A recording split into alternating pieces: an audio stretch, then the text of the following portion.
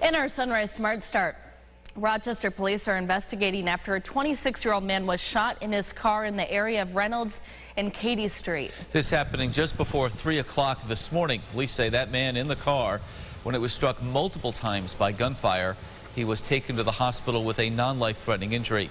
No suspects are in custody. Well, happening today, the Rochester man accused of killing his younger brother will be in court. 31-year-old Robert Reen Jr. charged with murder after he allegedly shot and killed his 21-year-old brother, Jordan Reen, in February of last year. Police say the brothers were involved in a verbal argument that turned violent. 2 days later, Robert Reen turned himself in to police. Welcoming Liam Healy to the News 8 family this morning, in for James Gilbert. Liam, it is great to have you on the show. Yeah, I'm excited to be here. Excited to help people get their sunrise started smart out this morning. Now, temperature-wise, we're not doing bad out there. A lot of us back into the 50s as we start the day out over towards Rochester, just about 53 degrees. Definitely need a light jacket heading out the door. We're a few degrees cooler than we were yesterday. And then as you get a little bit later on, we're going to see more sunshine today. So that includes this morning, but by this afternoon, we need to be mindful of that UV index. It's at an 8 today. You can burn in about 30 minutes out there. So I know a lot of people are probably going to be hitting the streets by this afternoon. So make sure you grab that sunscreen, some sunglasses wouldn't hurt, especially as you get back into the low 70s. All good advice. Liam, thank you. And make sure you grab those shades for the commute as well. A look at your sunrise traffic. And it's been a quiet story so far on this Friday. Maybe a few folks calling in on this Friday with Liam's forecast. Light volume on 490 in your view here. No accidents to pass along there, or on 390 or 590. Well, in national news, the House committee investigating the deadly January 6th riot at the U.S. Capitol, laying out its case against former President Trump. During Thursday's primetime hearing, the committee presenting details of its findings and showing new footage of how the violence unfolded. Anna Wernicke is in Washington with more.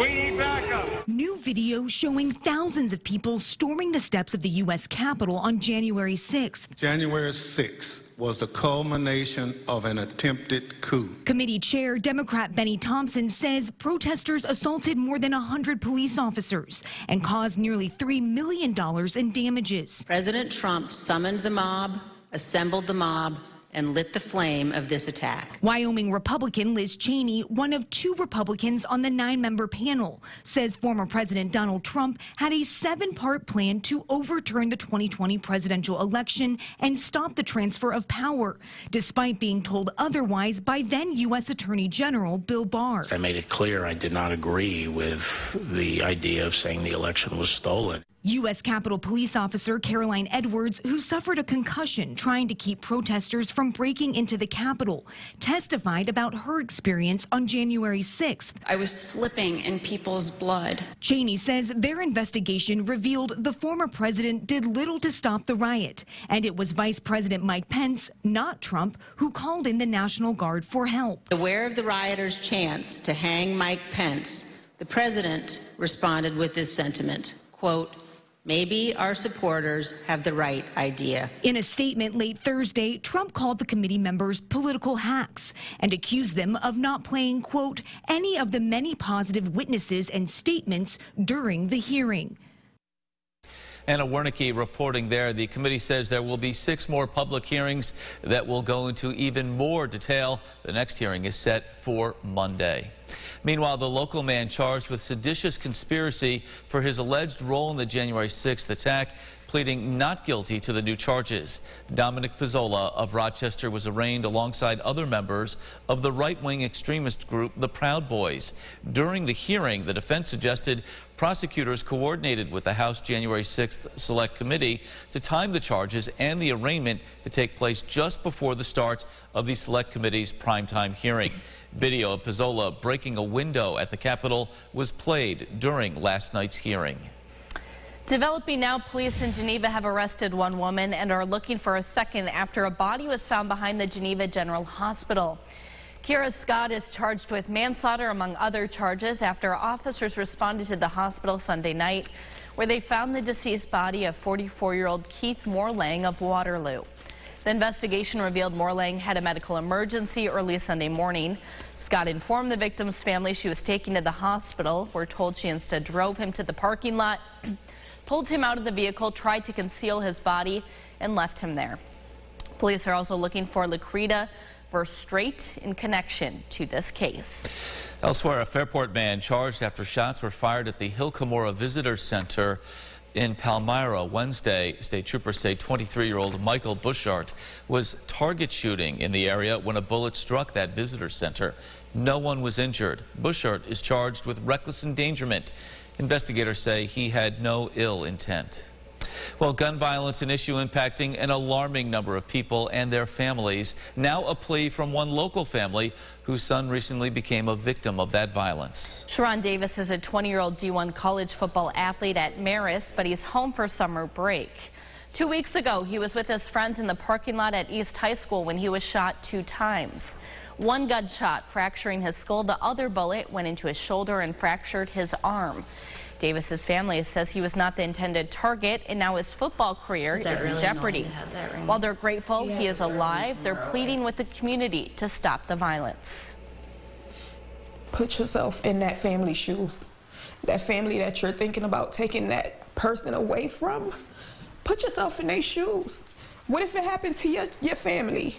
What if it happened to you and you had to leave your child behind? You had to leave your mom behind? So don't put that type of stress, that type of sadness onto another family. All I really got to say is, stay out the way, stay safe. Don't do anything you don't need to do. Don't get in trouble. Don't, make smart decisions. Life is about decisions. Sharon will head back to school in July to start physical therapy before football season begins. He hopes he'll be able to play. A GoFundMe has been set up to help the family through this difficult time. Well, some people expressing concern last night over a proposed Chick-fil-A in Penfield at a planning board meeting. The public hearing talked about the application to put the fast food restaurant along Route 250, just south of 441. Some Penfield residents asking the board to reject the application to show support for the LGBTQ+ community. Past comments on gay marriage by Chick-fil-A's chair have drawn backlash, though the company reportedly no longer donates to groups seen by some as anti-LGBTQ+. There is an opportunity here for Penfield to stand up for all members of the Penfield community.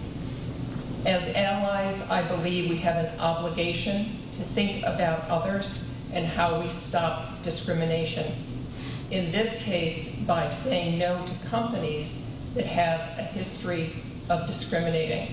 Well, another speaker last night telling the town board they don't need another fast food restaurant. If approved, it would be the area's 4th Chick-fil-A, the others located in Greece, Henrietta, and Irondequoit. Here's what some folks will be talking about at the old water cooler this morning. Sunday night, the biggest stars of stage will be celebrating Broadway excellence at the 75th Annual Tony Awards. They will air live from Radio City Music Hall beginning at 5 here on CBS and Paramount+. Ariana DeBose will host, fresh off her win at the Academy Awards for Best Actress in a Supporting Role for her work in Steven Spielberg's West Side Story. Tony's always a fun show. Should be fun to tune in and see how that plays out. Yeah, and that's on Sunday, correct? Sunday, yes. Rainy day Sunday, nice day to watch the Tony Awards. Yeah, you know what? That's actually a good point. We do have some rain in the forecast as we head towards Sunday. Not today, though. We got a nice one out there. Sunshine throughout the daytime today. Everything's staying clear thanks to high pressure down towards our south. So we'll have that going for us throughout the daytime today. We take a quick look at town by town over towards the lakeshore. We're getting back into the 70s by this afternoon. A little bit further south down through the Finger Lakes region. Should see some 70s crop up too. Maybe a bit cooler in some spots. And then over towards the west, we'll see a few 60s begin to show up for high temperatures by this afternoon. But overall, not bad. And as we get into the 8-day forecast, well, there's that rain on Sunday. All right, Liam, great to have you joining us this morning, and thank you so much for joining us as well. Our next update in 30 minutes. CBS Mornings is up next.